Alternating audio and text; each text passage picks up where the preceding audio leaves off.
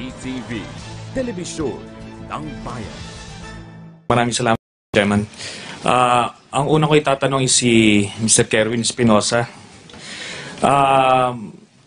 Dun sa testimony mo last time, sinasabi mo, paano mo na-contact si Mr. Dayan? Siya po ang tumawag po sa akin, Your Honor. Paano mo siya na-contact? Nakatanggap lang ako ng tawag na galing sa kanya, Your Honor. So wala nagbigay sa iyo ng number? Wala nagpakilala sa iyo? Meron po, Your Honor. Oh. Si Sir Juby Espinido po, Your Honor. Yun ang sinasabi mo, siya ang nag-endorse kay Mr. Dayan. Wala pong sinabi na pangalan, Your Honor. May tatawag lang daw sa akin na... Okay. Chief Inspector Espinido, do you confirm that? Good morning, Your Honors. No, Your Honors. No, hindi totoo na ikaw nagpasabi kay Kerwin Espinosa. Hindi totoo. Mr. Dayan, kilala mo ba si Chief Inspector Espinido? Hindi po, Your Honor. Hindi. Okay, so, alam mo, Kerwin, ito lang sasabihin ko sa inyo lahat. Pag nagpalit ng administrasyon, magbabago rin yung statement nyo. Huwag nyo kasing iisipin na yung mga nakapwesto ngayon ay habang buhay nakaupo dyan. Okay? Yun lang ang tatandaan mo.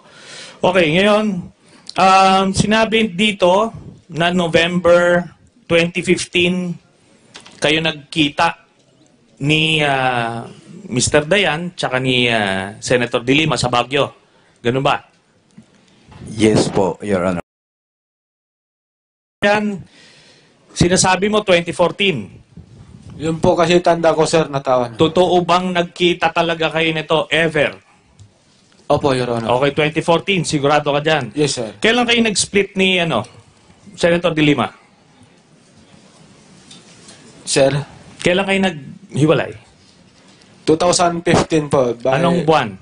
Mga last week of February, sir. Last week of February. After nung February 2015, asan ka na? Nasa Pangasinan na po. Wala ka na ba sa DOJ? Wala na po. Okay, wala ka na. So bakit ka ngayon pagkakatiwalaan kung split na kayo? Okay, wag mo muna sagutin yan. Ngayon punta na tayo dito sa kay Espinido. Ay dito sa Baguio. Yung sa Baguio kay Mr. Ram, Espinosa. So Ram, magsasabi ka ng totoo, ha? Nakita mo ba to si Mr. Dayan? Hindi po, Your Honor. Hindi. Hindi po. Walang na-mention si Kerwin Espinosa tungkol kay Mr. Dayan? Wala po, Your Honor. Wala. Okay. Ikaw, Kerwin, nagkita kayo. Saan kayo nagkita ni Senator De Lima? Sa Burnham Park Sa po, Your Burnham Honor. Park kayo nagkita. Saan kayo kamo nagpalitan ng pera? Sa parking lot po ng Burnham Park, Your Honor. Parking lot ng Burnham Park. Sa loob ng kotse, sa labas ng kotse, saan?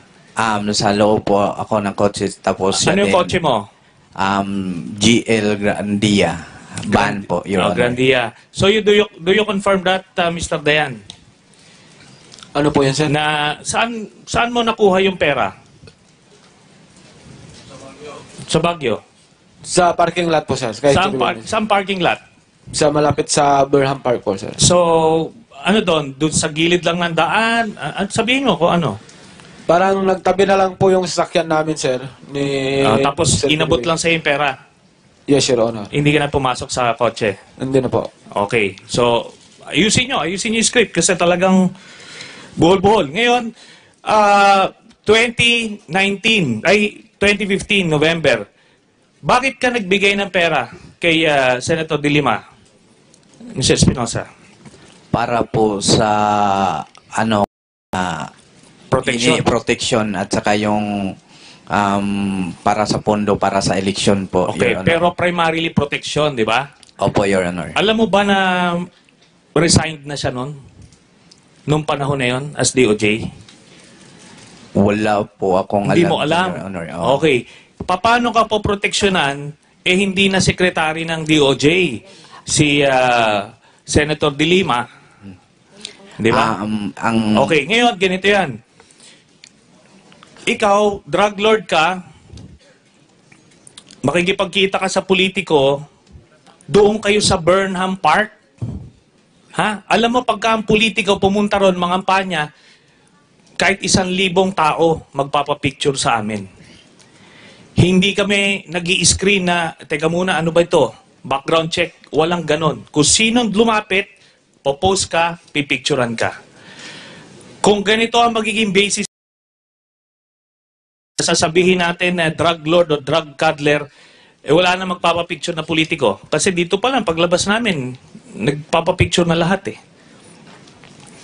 Di ba? Hindi pwedeng ganon. Kung totoo yan, sinasabi mo, magkikita kayo sa isang lugar, mag-uusap man kayo, hindi ka magpapapicture sa isang drug lord.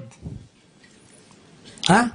Common sense. Alam mo, problema dito sa script na ginawa nyo, kulang eh. Tapos ito si Chief Inspector Espinido, na siyang ginagawa niya, nilaglag mo siya kasi may galit ka sa kanya. Walang koneksyon eh. Kaya kailangan mong sabihin eh. Sisirain mo yung pangalan ni Chief Inspector Espinido. Kaya sabi ko, Kerwin, alam mo, itong mga, dito sa affidavit mo, maliwanag, namili ka eh kung sino ilalaglag mo eh. Sino yung poproteksyonan mo, sino yung ilalaglag mo. Alam mo doon sa affidavit mo, si Senator De Lima lang yung idinawit mo. Kasi madali siyang ilaglag. Proteksyon, sabi mo, kaya ka nagbibigay. Pero yung mga politiko doon sa lugar mo, wala kang binigay. Pero doon sa kay Chief Inspector Espinido, by the way, Mr. Chairman, can we have a copy? Blue book of the late Mayor Espinosa para makita natin talaga. Joby. Yes, Your Honor. So pakisubmit dito para magkaalam. Kasi lumalabas yung credibility mo, credibility ni Chief Inspector Espinido, tsaka credibility ni Mr. Dayan. Ako naiintindihan ko yung lugar mo, alanganin yan. Kaya kailangan mong i-please yung mga humahawak sa'yo. Pero it will not save you. It will not save you, Kerwin. Sinasabi ko sa iyo, pagka nagpalit yung administrasyon at sasabihin sa'yo, sige nga, sabihin mo yung totoong kwento, sasabihin mo yan. Di ba, Kerwin? Sinabi ko lang po yung totoo, Your Honor. Kasi nandito na po ako, yung buhay ko. Yun na nga. Naintindihan ko, yung tatay mo pinatay. Kaya kailangan makikisama ka, di ba? Pero pinipili mo kung sino yung ilalaglag mo eh. Marami kang hindi sinabi doon. Okay, ngayon, magdadigress lang ako, ano? Ikaw ba yung grupo mo nung nagtutulak ka sa Region 8? Region 8 ba yung teritoryo mo? Hindi po lahat sa Region 8 po, Your Honor. Ano lang? May mga particular na area lang po yung Leyte? Leyte na binibigyan. Southern Leyte? Dito lang part, banda. Particular lang po, halimbawa, Ormoc, okay. Bye-bye, ganyan. Sige, meron ka bang meron ba kayong factory doon? Wala po, Your Honor. So, kumukuha ka lang ng Shabu. Ng shabu. Sino pinagkukuhanan mo? Si Lovely Impal Adam at saka si Peter ko at kasi nung buhay pa si Jaguar Diaz po, Your Honor. So, na-mention mo last time si Peter Lim. Opo, Your Honor. Ba't hindi mo sinasabi? Di ba? Siya, source mo rin siya. Namin dalawa ni Jaguar, Your Honor. Silang dalawa ni Jaguar ang source mo. Opo, Your Honor. Si Peter Lim tsaka si Jaguar yung namatay. Opo, Your Honor. Okay. Kilala mo ba to si Governor Kua ng Catanduanes? Hindi po, Your Honor. Hindi. Okay, may nahuli just recently na pinakamalaking factory sa Catanduanes. Ito yung, kaya ko dinadoubt din yung sincerity nitong drug war na ito. Dahil yung mga malalaking drug lords na pinapangalanan hanggang ngayon, untouched. Hindi ginagalaw, hindi iniimbestigahan. So may nahuli dyan under the care nito ni Governor Kua at nung Virac Mayor Lainez.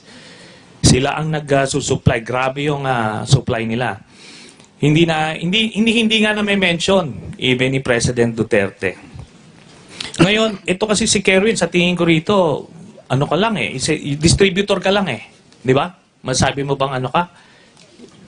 Yes po, Your Honor. Binabagsakan ka lang, ikaw nagbebenta, so ganun ang kalakaran sa'yo. Binabagsakan ako tapos ibabagsak ko din sa mga tao ko, Your Honor. Okay.